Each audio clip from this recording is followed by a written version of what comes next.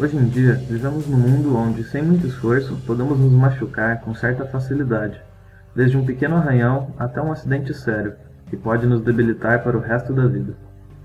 Mesmo pequenas ações que a curto prazo pareçam não surtirem efeitos, a longo prazo podem trazer complicações sérias à nossa saúde.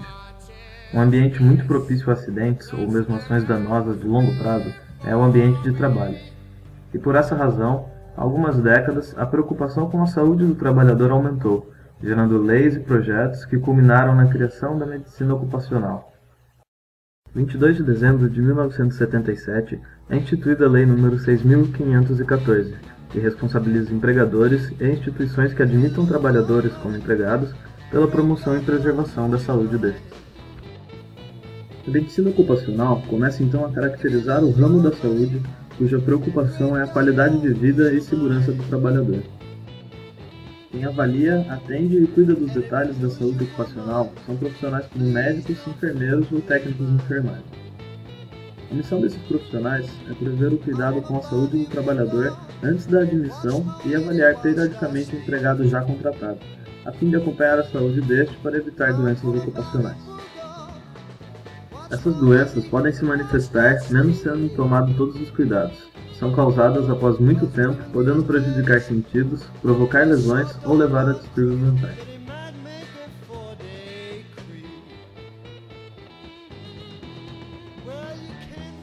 O objetivo desse vídeo é avaliar a exposição do trabalhador às vibrações mecânicas, além de seus malefícios e consequências para a saúde de alguém sujeito a essa situação por um longo período em seu ambiente ocupacional.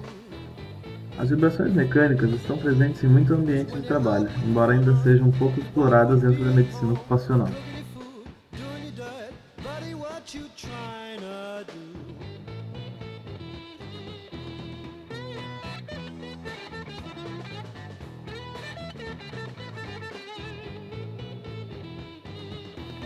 Através de um modelo matemático de nossos conhecimentos em engenharia, vamos simular um ambiente vibracional de um trabalhador. Nossa simulação será baseada em uma plataforma vibratória, caracterizando uma vibração vertical constante.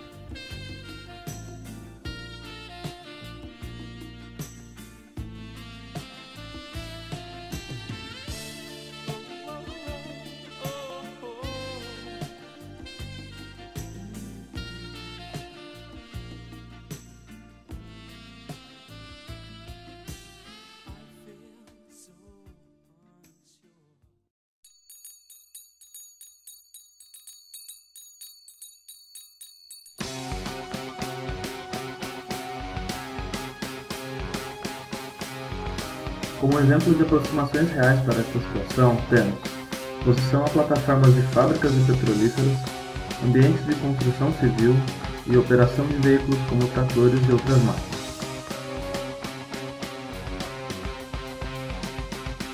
Para estudar a vibração de corpo inteiro vertical no corpo humano, vamos utilizar um sistema com 3 graus de liberdade, onde M1 representa as coxas, M2 representa o tronco e M3 representa a cabeça. As massas dos pés e das pernas não foram consideradas por vibrarem em mesma fase que a plataforma. A partir do diagrama de corpo livre e das equações de movimento genéricas, construímos os seguintes gráficos com o auxílio do programa MATLAB. Primeiro, o gráfico de deslocamento pela frequência, que obteve picos em frequências baixas, sendo maior o pico da cabeça, em 0,75 Hz. Logo após, obtivemos o gráfico do ângulo de fase, que nos permitiu observar em quais frequências os diferentes segmentos do corpo humano vibram em concordância ou oposição de fase em relação à plataforma excitadora. Por fim, o gráfico da aceleração pela frequência, que teve seu pico na cabeça e no tronco, próximo de 3 Hz. Através desses gráficos e das pesquisas apuradas pelo grupo, pudemos observar as seguintes reações do corpo humano. A transmissibilidade de força diminuiu em sentido vertical, de baixo para cima, como podemos observar nos gráficos a seguir. Isso se deve à massa do tronco, referente às vísceras, órgãos internos, coluna vertebral, gordura, entre outros, que funcionam como amortecedores da vibração. Ainda assim, a vibração restante causa várias reações no corpo humano. Durante a realização do trabalho, foram consultados diversos autores que apresentam faixas de frequência que podem gerar diferentes reações prejudiciais ao corpo humano. De acordo com Bera-Sateg, frequências menores do que 1 Hz provocam enjoos. Entre 3 e 8 Hz afetam órgãos internos e coluna vertebral. A faixa entre 15 e 24 Hz pode interferir na visão do trabalhador. De acordo com Wissem, frequências abaixo de 2 Hz causam dores abdominais. Entre 4 e 8 Hz afetam órgãos internos e a parte superior do corpo. Baseados em nossos estudos de vibrações e a literatura da medicina, podemos citar algumas doenças críticas causadas pela vibração no corpo humano. A doença de Kienbach ocorre quando há falta de suprimento sanguíneo para o osso semilunar da mão, e como consequência a necrose. Com a necrose, o osso vai sendo reabsorvido e diminuindo de tamanho, fazendo com que os outros ossos da mão mudem sua posição e causem muita dor. Uma de suas causas são os esforços repetitivos.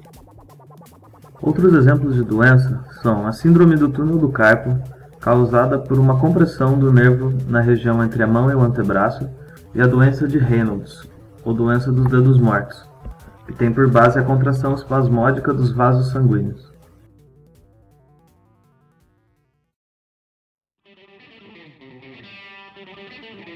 O conteúdo apresentado e a comparação metodologista computacional permite concluir que as vibrações mecânicas afetam diretamente a saúde do trabalhador, sugerindo a necessidade de maiores investimentos na prevenção dos danos causados por essas, considerando exposições que, associadas a um longo período de trabalho, são potencial fonte de problema na saúde dos trabalhadores do ambiente vibracional.